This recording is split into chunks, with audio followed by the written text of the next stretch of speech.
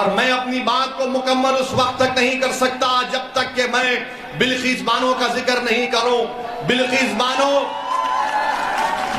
بانو صرف مسلمان کی بیٹی نہیں ہے، بلقیس بانو صرف ایک مہیلا نہیں ہے، بلقیس بانو ایک انصاف کا لڑائی کا نام ہے۔ جس مہیلا کو جو 5 مہینے کی پریگننٹ تھی، بڑی تعداد میں نوجوانوں کو دیکھ رہا ہوں، شاید نوجوان تم کو یاد نہیں ہوگا بلقیس بانو کا واقعہ۔ بلقیس بانو 5 مہینے کی پریگننٹ تھی، بلقیس بانو کے ساتھ 3 سال کی بیٹی تھی، بلقیس بانو کے ساتھ اس کی ماں تھی، اور دنگائیوں نے بلقیس بانو کو روک کر اس کی عزت لوٹی، اس کا بلاತ್ಕಾರ کیا، بلکہ جی نہیں بھرا تو بلقیس بانو کی ماں کا بھی بلاತ್ಕಾರ کیا، جب جی نہیں بھرا تو بلقیس بانو کے ساتھ جو مہیلا تھی ان کا بھی بلاತ್ಕಾರ کیا، اور ان ظالموں کا دل نہیں بھرا تو انہیں بلقیس بانو کے سامنے اس کی 3 سال کی بیٹی کے سر کو ایک پتھر پر مار کر اس کا قتل کر دیا۔ اس پر بھی دل نہیں بھرا ان جانوروں کا تو انہیں بلقیس بانو کی ماں کو اور دوسرے مہیلاؤں کا قتل کر دیا۔ بلقیس بانو رات کے اندھیرے میں چھپ چھپ کر آدیواسی بھائیوں بہنوں کے پاس گئی، انہوں نے اس کو کپڑا کیا۔ بلقیس بانو نے اس وقت کی گجرات کی پولیس کے پاس جا کر اس کے شوہر کو میں سلام کرتا ہوں، بلقیس بانو نے کمپلین کی تو پولیس نے کمپلین نہیں دیا۔ بلقیس بانو نے کمپلین دی تو دواخانے میں جب کسی کا بلاತ್ਕਾਰ ہوتا ہے تو اس کا صحیح طریقے سے علاج نہیں ہوا۔ بلقیس بانو ڈٹی رہی، اپنی عزت کی لڑائی بلقیس بانو نہیں لڑ رہی تھی، بلقیس بانو انصاف کی لڑائی لڑ رہی تھی۔ مہاراشٹرا میں مقدمہ چلا، ٹرائل کورٹ نے سزا دی، ہائی کورٹ نے سزا کو برقرار رکھا، تو نریندر مودی کی بھاجپا نے، گجرات کی بھاجپا کی سرکار نے اپنی ریمیشن پالیسی کے تحت ان ظالموں کو، جنہوں نے بلقیس بانو کے ساتھ اس طرح کا برتاؤ کیا اور جنہوں نے بلقیس بانو کی عزت لوٹی، کون تھے وہ لوگ تم جانتے نوجوانوں؟ وہ بلقیس بانو کے پڑوسی تھے، جس کو بلقیس بانو چاچا کہہ کر پکارتی تھی۔ جس دن بلقیس بانو کا ریپ ہوا، بلاತ್ਕਾਰ ہوا، بلقیس بانو اس کی دکان سے خریدی ہوئی چوڑیاں پہنی ہوئی تھی، اور جس نے بلقیس بانو کو اپنی بیٹی سمجھ کر چوڑیاں بیچی تھی، اسی ظالم کتے نے بلقیس بانو کی عزت لوٹی، اور ان کتوں کو بھاجپا کی سرکار نے رہا کروا دیا۔ بتاؤ بھاجپا کی سرکار، آپ ایسے کتوں کو چھوڑتے ہیں جو مہیلاؤں کا بلاತ್ਕਾਰ کرتے ہیں، کہاں گئی آپ کی انسانیت؟ کہاں گئی آپ کی انسانیت؟ بلقیس بانو مسلمان کا ایشو نہیں ہے، بلقیس بانو مہیلاؤں کا ایشو نہیں ہے، بلقیس بانو انصاف کا مدعا ہے، اور انصاف پکار پکار کر بھارت کے پردھان منتری سے پوچھ رہا ہے کہ بتاؤ بھارت کے پردھان منتری، آپ نے کہا تھا کہ بیٹی بچاؤ بیٹی بچاؤ، کیا بلقیس بانو آپ کی بیٹی نہیں تھی پردھان منتری؟ بتاؤ ہم کو آپ، کیا بلقیس بانو آپ کی بیٹی نہیں تھی؟ بھاجپا والوں، کیا بلقیس بانو سے جو برتاؤ کیا گیا، بتاؤ کیا ظلم ہوا بلقیس بانو پر؟ آج بلقیس بانو اپنے گاؤں کو جانے سے ڈرتی ہے، بلقیس بانو اپنے گاؤں کو جانے سے ڈرتی ہے، اور کیا کانگریس نے بلقیس بانو کا نام لیا؟ تم نے سنا کانگریس کے نیتاؤں کی زبان سے بلقیس بانو کا نام؟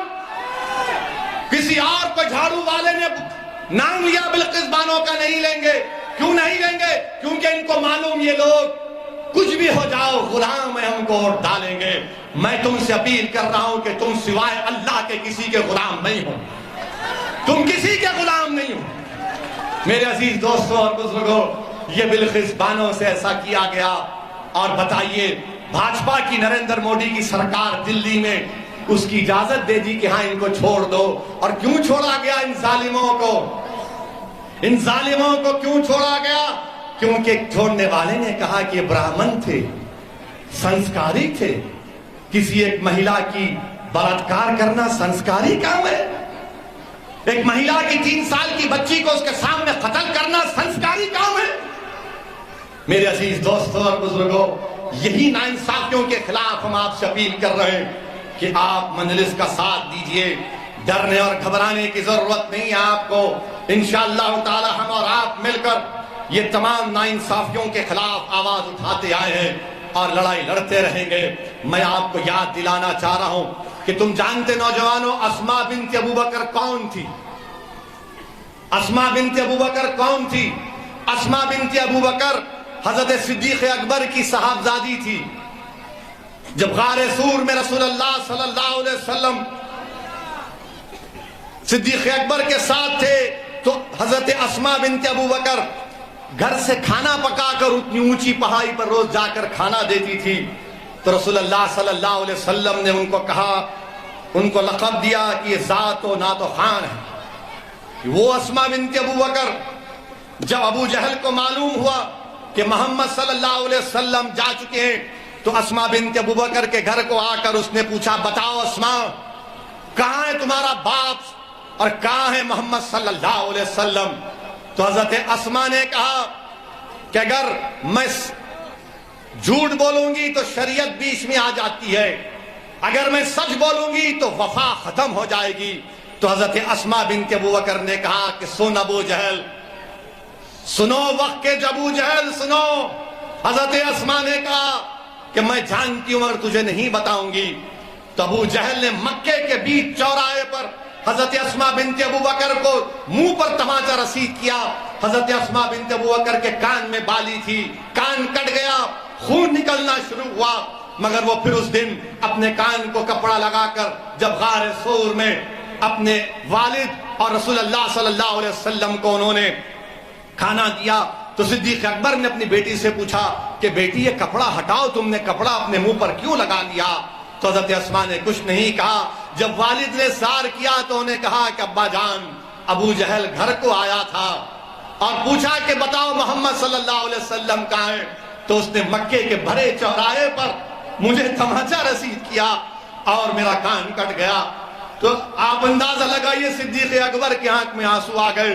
اللہ کے رسول صلی اللہ علیہ وسلم نے اپنے ہاتھ اللہ کی بارگاہ میں اٹھا کر دعا کی کہ یا اللہ، میں صدیق اکبر سے راضی ہوں، اس کے خاندان سے راضی ہوں، تو بھی راضی ہو جا صدیق اکبر سے۔ تو مسلمانوں، تاریخ کا مطالعہ کرو۔ میں اس لیے کہہ رہا ہوں کہ تم اپنے حوصلوں کو بلند رکھو۔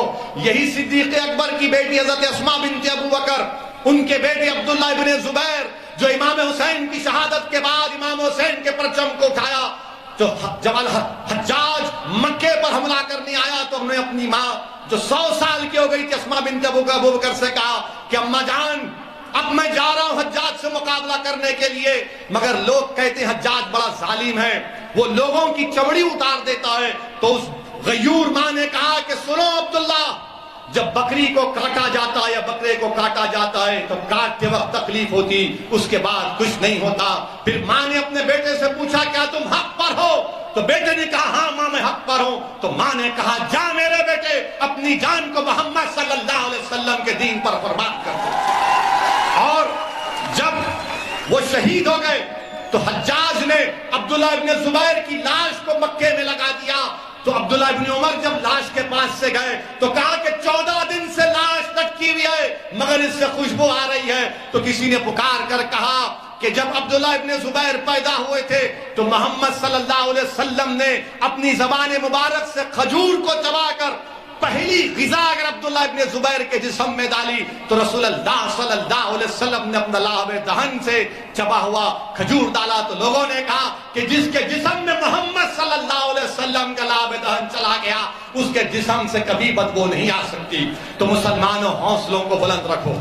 یہ دنیا ختم ہونے والی ہے مگر یاد رکھو، دنیا یاد رکھے گی عبداللہ ابن زبیر کو، دنیا یاد رکھے گی صبح قیامت تک امام حسین کو، دنیا یاد رکھے گی حضرت زینب کو، وقت کے یزیدوں کو، وقت کے ابو جہلوں کو دنیا صف ہستی سے مٹا دے گی۔ تم پر امید ہو کہ انشاءاللہ تعالی حق کامیاب ہوگا۔